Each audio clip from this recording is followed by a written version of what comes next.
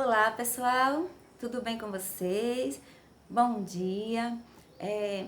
Antes de começar a nossa aula, eu quero desejar que todo mundo tenha um dia muito abençoado, cheio de paz, cheio de alegria e cheio de vontade de fazer as tarefas que preparei para vocês hoje.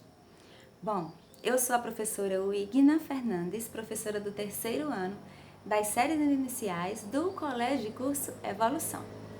E hoje nós vamos trabalhar com geografia. Nós ainda não trabalhamos com a disciplina de geografia desde que começamos as nossas aulas online. Mas vou pedir que vocês peguem o livro de vocês, ok? Esse livro aqui, ó. Então vocês vão pegar esse livro, vão abrir no primeiro capítulo de geografia, porque nós vamos rever o que trabalhamos sobre paisagens. Nós vamos fazer uma revisão e nós vamos realizar uma atividade interdisciplinar com arte no final, ok? Então vamos lá. Abram o livro de vocês, coloquem lá na página 96 para darmos início. Bom, nós vamos ver hoje, relembrar o conceito de paisagem, o que é uma paisagem, quais são os elementos que compõem uma paisagem, os planos, as diferenças entre essas paisagens e as formas de se representar uma paisagem. Então vamos dar início. Quem aí lembra o que é uma paisagem? Será que uma paisagem é somente quando você vê alguma coisa que faz parte da natureza? Plantas, animais, o céu, as nuvens, os rios, os mares. Será que só coisas da natureza são paisagens? O que é que vocês acham? Não são somente coisas naturais, não. Paisagem, na verdade, é tudo aquilo que você consegue ver. O que estiver à sua volta, que você olhar para um lado, para o outro, para a sua frente, e você conseguir ver, aquilo ali é um tipo de paisagem, certo? Então, conceito de paisagem é o quê? Paisagem é tudo aquilo que eu consigo ver, que está à minha volta. Isso é paisagem. Mas aí vai entrar no segundo tópico, os elementos que compõem a paisagem, que aí é onde entra o quê? A diferença entre os tipos de paisagem. Nós temos as paisagens que são naturais e nós temos as paisagens que são culturais. Quem ainda lembra o que são paisagens naturais? Própria frase já deixa assim claro o que é isso. E aí, vamos ver quem lembra? Paisagens naturais são aquelas paisagens que são compostas, que são formadas por elementos naturais. E quais são esses elementos naturais? Todos os elementos que fazem parte da natureza. Vamos citar exemplos. Montanhas, cachoeiras, rios, florestas, que mais? O céu, o mar, tudo que faz parte da natureza é uma paisagem natural. Porém, nós agora vamos entrar na paisagem cultural, pegando um pouco da paisagem natural. E o que é uma paisagem cultural, então? É uma paisagem que você modificou, fez alguma coisa nela que ela foi transformada e deixou de ser uma paisagem natural. Por exemplo, há um rio e aí eu construo uma ponte nesse rio. Então essa paisagem deixou de ser uma paisagem natural e passou a ser uma paisagem cultural, porque eu fiz uma construção nessa paisagem, né? Vocês têm um exemplo aí na página 96, olha aqui abaixo. Vendo? Olha. Na primeira imagem, só tem as montanhas. Já na segunda imagem, tem montanhas. Tem aqui, ó, alguns prédios. Temos aqui, não dá pra ver muito bem porque é pequenininho, mas como é dentro d'água, dá pra vocês perceberem que são alguns barcos, algumas plantas que as pessoas colocam nas cidades, fazem jardins, uma variedade de coisas que você vai fazendo no ambiente, nas paisagens, que vai transformando. E aí elas vão deixando de ser naturais e passam a ser paisagens culturais. Então, exemplos de paisagens culturais: as construções, os veículos e que mais? As pontes, tudo que se faz e deixa a paisagem modificada. Nós temos aqui atrás um exemplo. Vou mostrar aqui para vocês, vou afastar um pouquinho para vocês verem bem. Ó, aqui poderia ser uma paisagem natural, porque tem vários elementos naturais. Porém, existem elementos aí culturais que transformaram esse ambiente, tornaram ele uma paisagem cultural. Nós temos aqui algumas jangadas e aqui do outro lado, gente, ó, nós temos uma casa. Então essa paisagem, ela deixou de ser natural e passou a ser cultural, certo? Esse foi um presente que eu ganhei, é uma pintura, eu ganhei de um amigo meu chamado Antônio Marcos, no dia 1º de setembro do ano passado, 2019. Então, eu trouxe porque tem tudo a ver com a nossa aula de hoje.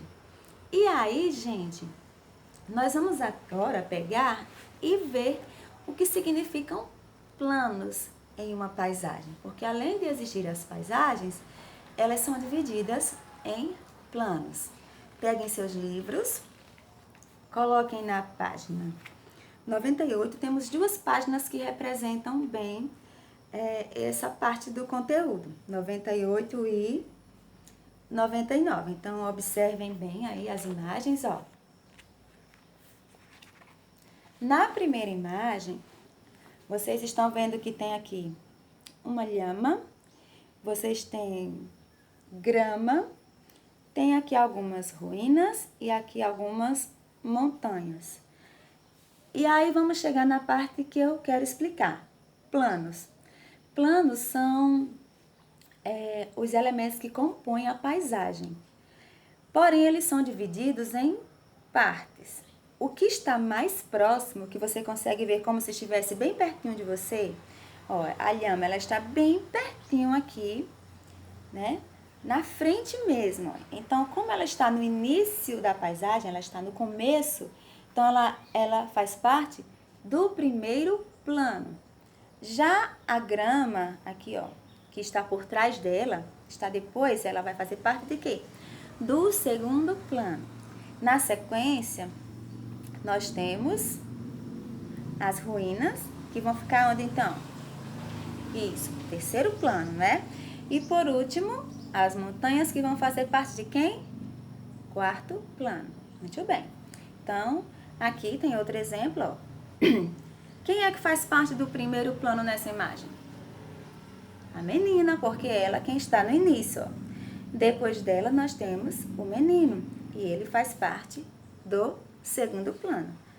E assim, né, vai seguindo.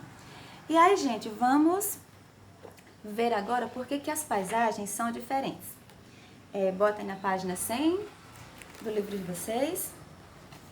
Observem bem aí. Vamos dar uma explicada nessa parte. Então, vamos lá. Ó, vocês têm aqui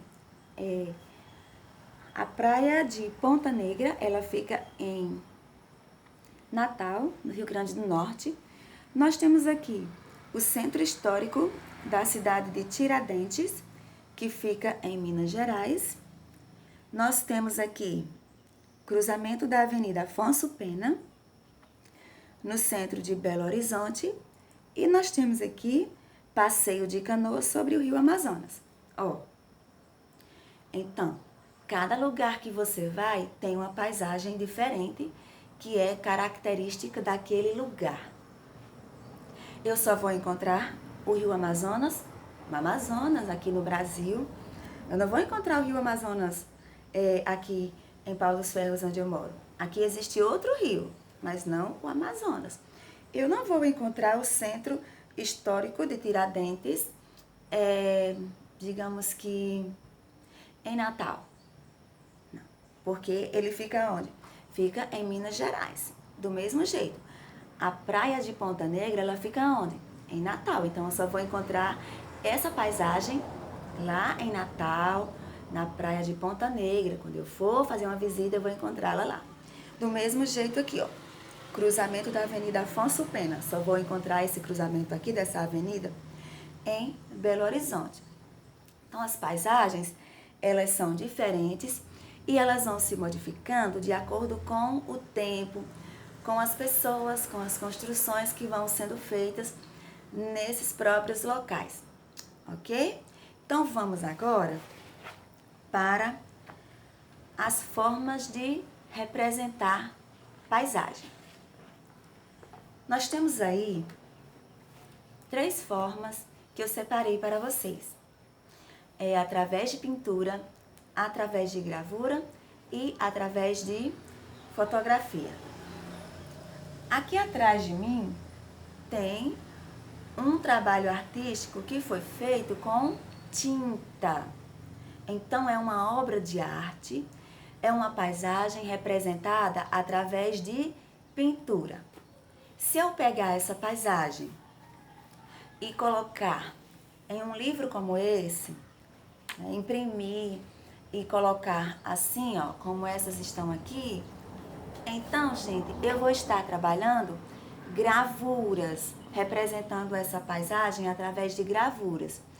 E se eu tirar uma fotografia, né, se eu for nesse local aqui e tirar uma fotografia lá, eu vou estar representando essa paisagem por meio de uma fotografia. Ou seja, eu posso ir a um determinado lugar e ou eu vou fotografar esse lugar, ou eu vou desenhar, fazer uma pintura desse lugar, ou eu vou pegar uma foto desse lugar e colocar em um livro alguma coisa que vai transformá-lo em uma gravura. Está bem?